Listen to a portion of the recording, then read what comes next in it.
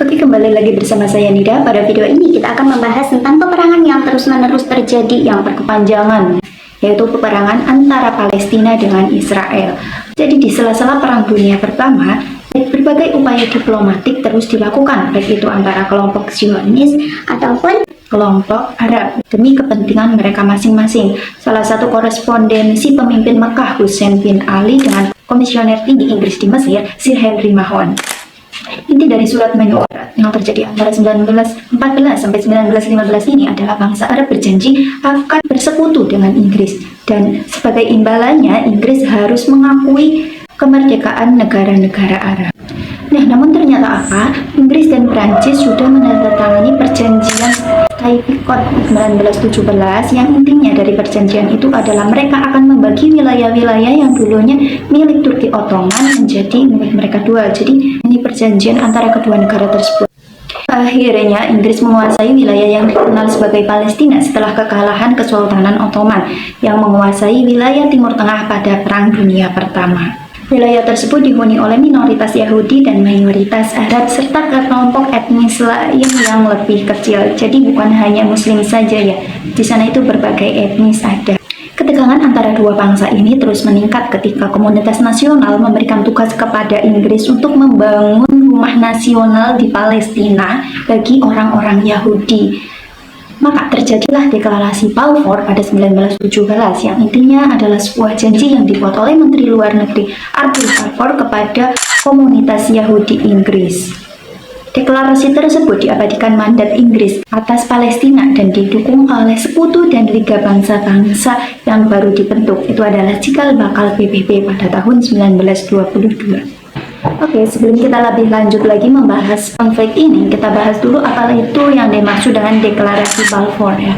Jadi lebih dari 100 tahun yang lalu pada tanggal 2 November 1917, Menteri Luar Negeri Inggris saat itu Arthur Balfour menulis surat kepada Lionel Walker Rothschild, seorang tokoh komunitas Yahudi Inggris. Surat tersebut memang singkat, hanya 67 kata. Namun isinya memberikan dampak seismik terhadap Palestina terasa hingga saat ini. Perjanjian ini mengikat pemerintah Inggris untuk mendirikan rumah nasional bagi orang-orang Yahudi di Palestina serta memfasilitasi pencapaian tujuan ini. Surat tersebut dikenal dengan Deklarasi Balfour.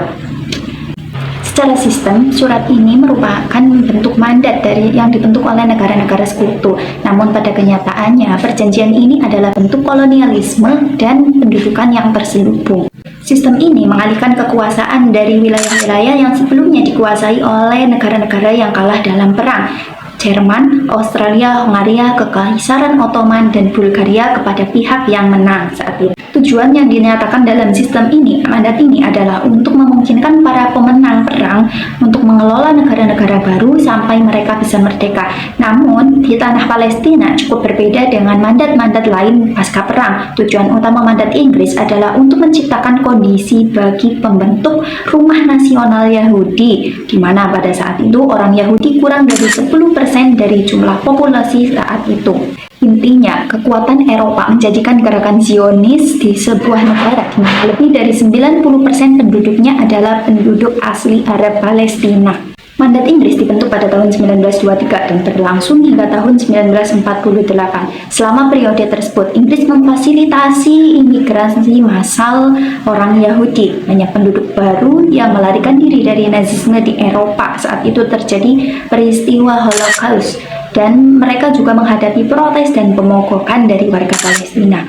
Warga Palestina khawatir dengan perubahan demografi negara mereka dan penyitaan tanah mereka oleh Inggris untuk diserahkan kepada pemukim Yahudi.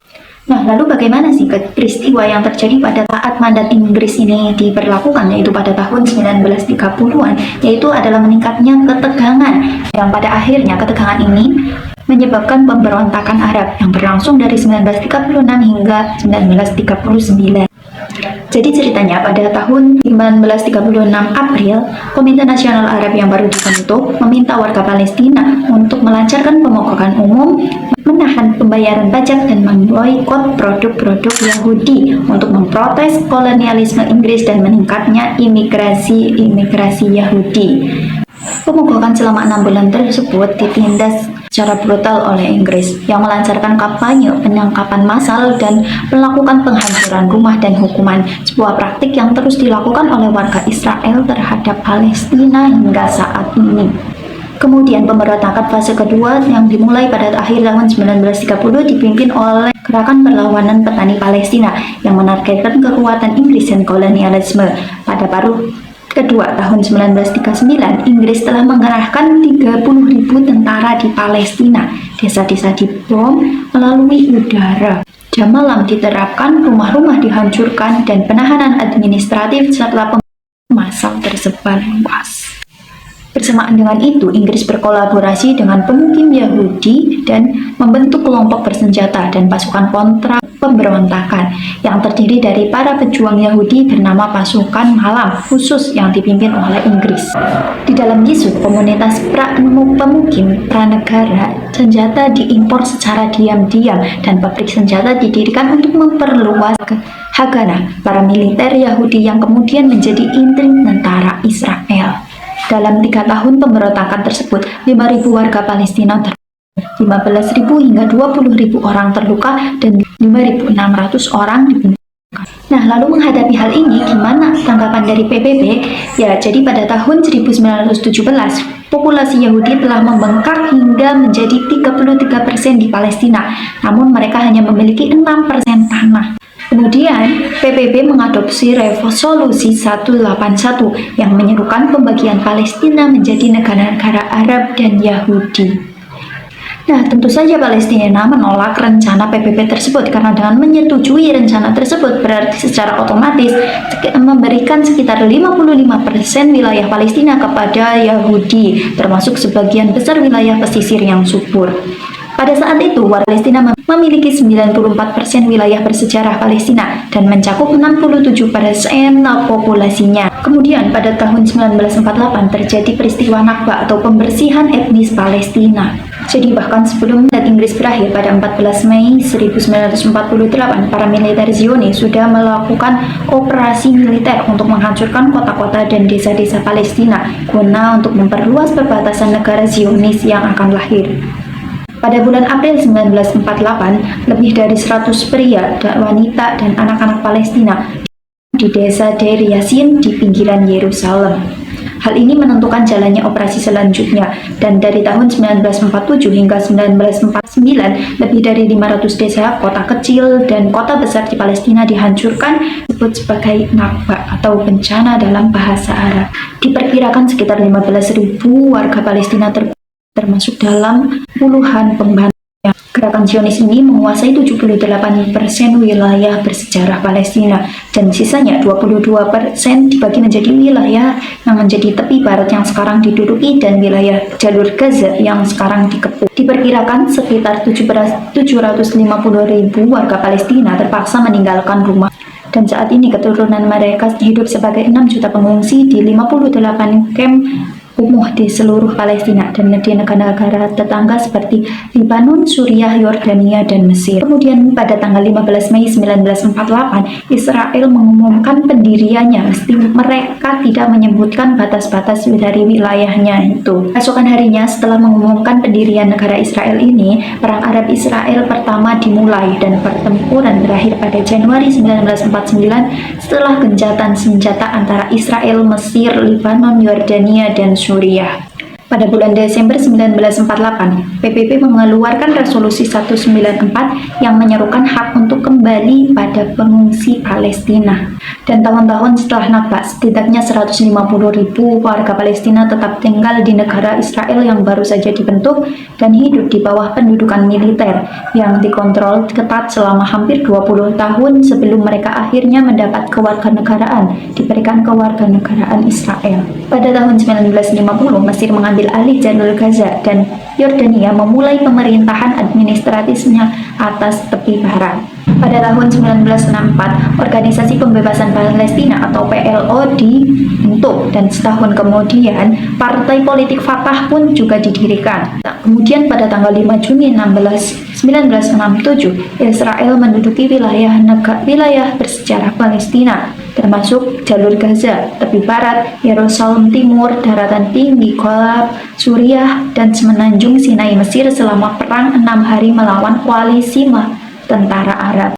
Bagi sebagian warga Palestina, hal ini adalah pemaksaan pemindahan kedua atau naksa, yang berarti kemunduran dalam arti bahasa Arab. Pada bulan Desember 1967, Front Populer Marxist-Leninis untuk Pembebasan Palestina dibentuk. Selama dekade berikutnya, serangkaian serangan dan pembajakan pesawat oleh kelompok sayap kiri menarik perhatian dunia terhadap penderitaan rakyat Palestina. Bangunan pemukiman dimulai di tepi barat dan jalur Gaza yang diduduki. Sistem 2 tingkat diberlakukan, di mana pemukim Yahudi diberikan semua hak dan keistimewaan sebagai warga negara Israel, sedangkan warga Palestina harus hidup di bawah pendudukan militer yang mendiskriminasi mereka dan melarang segala bentuk ekspresi politik atau sipil. Tahun 1987 hingga 1993 terjadi Intifada pertama. Intifada Palestina pertama meletus di jalur Gaza pada bulan Desember 1987 setelah 4 warga Palestina tewas ketika sebuah truk Israel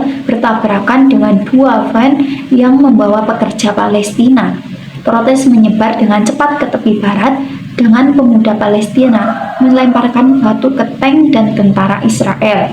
Hal ini juga menyebabkan berdirinya gerakan Hamas, sebuah cabang dari Ikhwanul Muslimin yang terlibat dalam perlawanan bersenjata melawan pendudukan Israel. Respon keras tentara Israel dirangkum dalam kebijakan patah tulang mereka yang dianjurkan oleh Menteri Pertahanan saat itu, Yitzhak Rabin. Aksi ini mencangkup mendadak penutupan universitas, deportasi aktivis, dan penghancuran rumah. Intifada terutama dilakukan oleh kaum muda dan diarahkan oleh Kepemimpinan Nasional Terpadu Pemberontakan, sebuah koalisi faksi politik Palestina yang berkomitmen untuk mengakhiri kependudukan Israel dan membangun kemerdekaan Palestina. Pada tahun 1988, Liga Arab mengikuti PLO sebagai satu-satunya perwakilan rakyat Palestina tersebut. Akhirnya, Intifada berakhir dengan perjanjian penandatanganan Oslo pada tahun 1993 dan pembentukan Otoritas Palestina atau PA, sebuah pemerintahan sementara yang diberikan pemerintahan mandiri terbatas di wilayah pendudukan tepi barat dan jalur Gaza. PLO mengakui Israel berdasarkan solusi 2 negara dan secara efektif menandatangani perjanjian yang memberi Israel kendali atas 60% tepi barat, serta pembagian besar sumber daya tanah dan air di wilayah tersebut. PA seharusnya memberi jalan bagi pemerintah Palestina terpilih pertama yang menjalankan negara merdeka di tepi barat dan jalur Gaza dengan ibu kotanya di Yerusalem Timur, namun hal itu tidak pernah terjadi. Kritik terhadap PA memandangnya sebagai subkontraktor yang korup bagi pendudukan Israel yang bekerja sama erat dengan militer Israel dalam menekan perbedaan pendapat dan aktivisme politik melawan Israel. Pada tahun 1995, Israel membangun pagar elektronik dan tembok beton di sekitar jalur Gaza, menghentikan interaksi antara wilayah Palestina yang terpecah.